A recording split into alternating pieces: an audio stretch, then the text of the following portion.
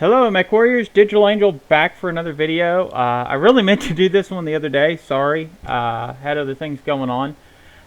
With the event going on and being on faction more than I have been for a little while, that reminder, like I said in the scouting video, that PGI has never given us a good scouting tutorial. Now, my main account's on the clan side at the moment, as you can see. But just going to drop in the testing grounds real quick on one of these siege maps. And for those who don't know, just going to go over the basics of, hey, here's what they mean when they say go blow up a generator. Here's how you open the gates. This is what Omega is. Now in here, it drops me down in Echo 5. So let me run up, if I was on the defending side, where the drop zone would be on this map real quick. Emerald Taiga. Just hopped in the spider because it's a zippy little mech to not have to make y'all watch me plod along. Now, up here in the back, Fox 3 area, like pretty much all of the siege maps, is where the defenders' drop ships are going to land. You've got an exit on either side, which is pretty standard. This particular map, you've got a couple little ridges up here in the center where, if you're running long range, maybe ER larges, Gauss rifles, PPCs, you can kind of snipe from up here. Sometimes effective, really depends on the team you're playing with and what the attacker's tactics are. So, let's get down here. Yeah, don't care about you. Now, first thing, we'll address the generators on every map. Here's where one of them would be. There's no actual generator in the box since this is just the testing grounds. One on Emerald Taiga right here behind Omega.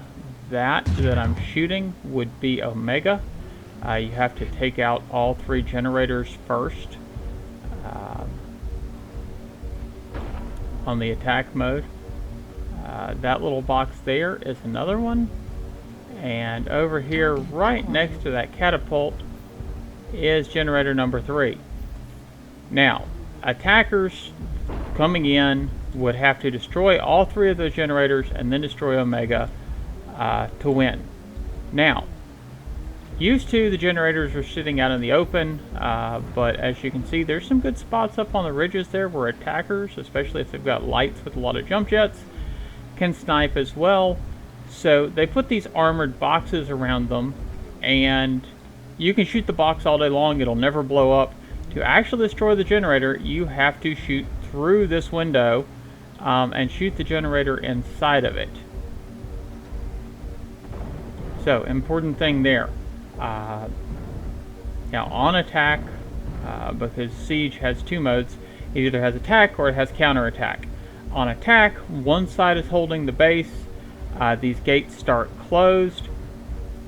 The attackers have to open them by blowing up the generators. Right there is, and this is different from the previous generators, but the gate generators basically keeping the power to control the gates. You blow that up and that gate will open.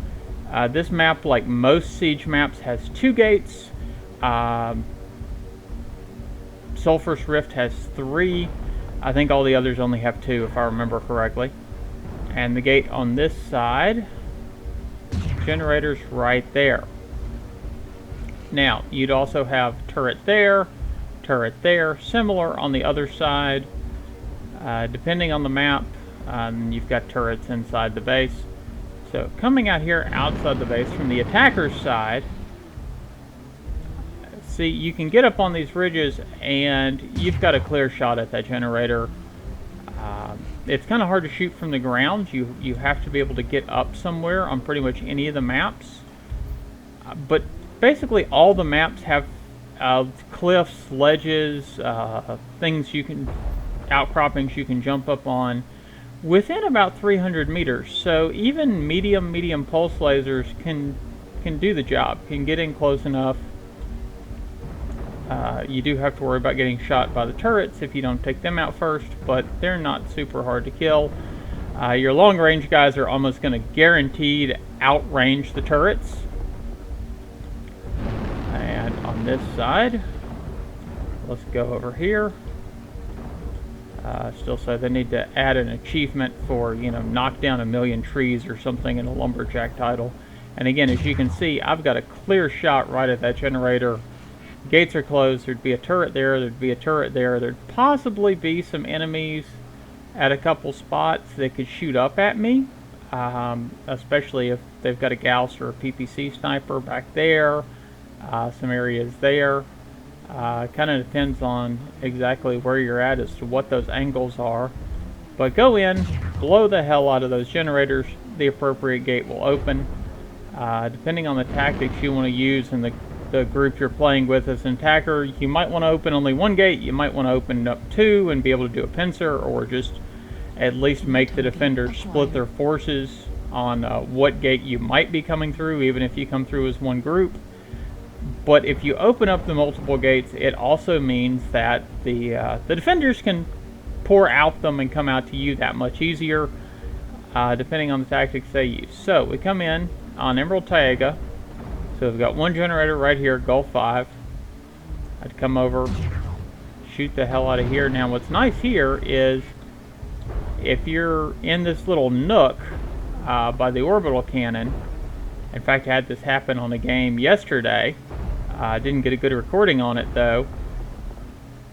My team was engaging. I was in not that big of a mech, but I was having to cool down. Didn't really have a good place in the fight because allies were here, allies were over here, and I really couldn't poke around without having to risk shooting one of my allies in the back. So I went, hey, you can't shoot me. I just turned my back to the wall, sat here and blew up the generator.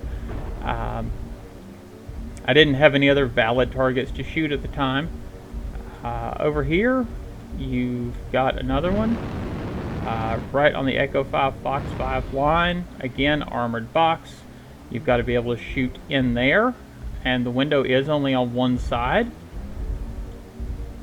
And most of the time those windows face the defender's drop zone. There are one or two maps that are an exception. Vitro Forge has one of theirs that if you can get up in the top center at the front of the base, the window actually faces forward.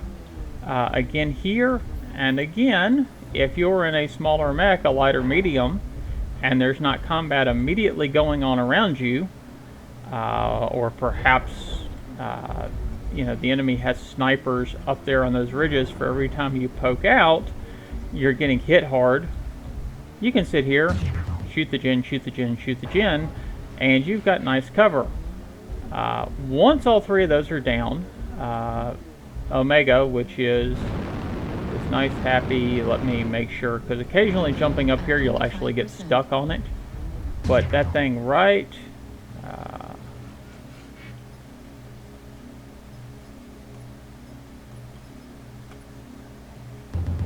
right there, below me, there'd actually be about where I'm standing another big box there, and you shoot it.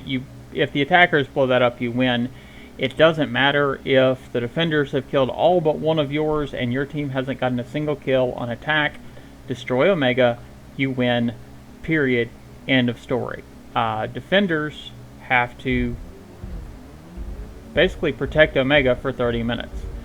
They can do that usually by killing all the attackers, but occasionally games do win on a timeout. I mean, it happens sometimes in this game, not real often.